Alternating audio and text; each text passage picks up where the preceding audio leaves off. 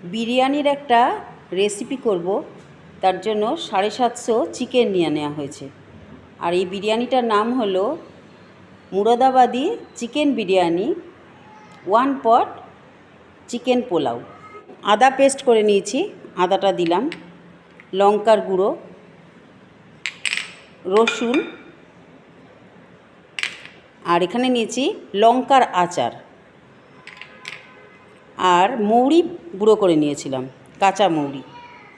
আর এর মধ্যে যে শুকনো মশলাগুলো আছে তার মধ্যে আছে জায়ফল, জয়িত্রী, জায়ফলটা আমি গুঁড়ো করে নিয়েছি, বড় এলাচ, ছোট এলাচ, লবঙ্গ, তেজপাতা, দারচিনি আর জিরে, এগুলোটা দিয়ে দিলাম এই মশলাগুলো। আর দেব দই।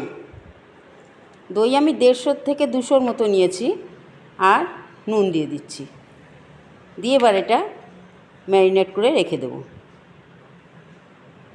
জিরের গুঁড়ো দিয়ে দিলাম।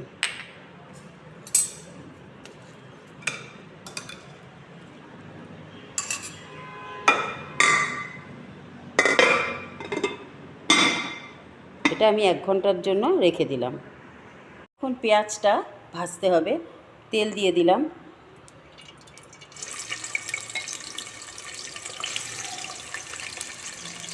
আর কটা কাঁচা লঙ্কা এর মধ্যে দিয়ে দিলাম।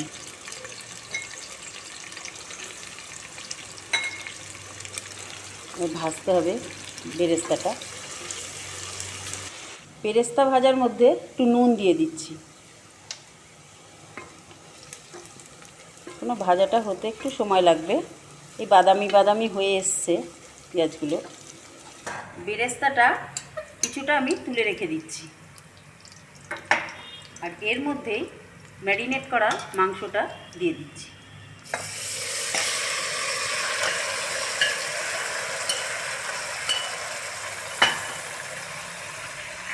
আর এখানে একটু লেবুর রস দিতে হবে, অল্প একটু লেবুর রস দিতে হবে। এইবার মশলাটা কষাবো। চিকেনের মধ্যে যে জলটা আছে আর দইয়ের যে জলটা, এটাতেই মাংসটা সেদ্ধ হয়ে যাবে। আমি এর মধ্যে কোনো জল অ্যাড করলাম না। মাংসটা সেদ্ধ হয়ে গেছে আর তেলটাও ছেড়ে দিয়েছে। এখন জলটা দিয়ে দেব। আমি 2 গ্লাস মতো চাল নিয়েছি, সেই জন্য আমি 3.5 গ্লাস জল নিলাম। জলটা আমি গরম করেই নিয়েছি। চাল ধুয়ে আমি রেখে দিয়েছি, বাসমতি রাইস। জলটা দিয়ে দিলাম।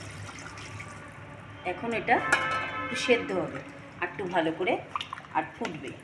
ফুটতে শুরু করে দিয়েছে, ভালো ফুটছে। এবার নুন দিয়ে দিলাম, একটু অল্পই নুন দিলাম, যেহেতু ম্যারিনেট করার সময় আমি নুন দিয়েছি। আর চালটা দিয়ে দিচ্ছি। বাসমতি রাইস আমি ধুয়ে শুকিয়ে রেখে দিয়েছিলাম। এবার চালটা একটু এর সাথে সেদ্ধ হয়ে যাবে, আর কিছুই করতে হবে না। আস্তে আস্তে একটু সিমে করে দেব গ্যাসটা। অল্প একটু কেওড়া জল দেব,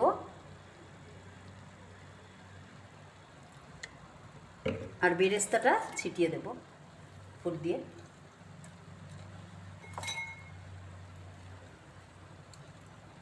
আর ঘি দিয়ে দেবো একটু।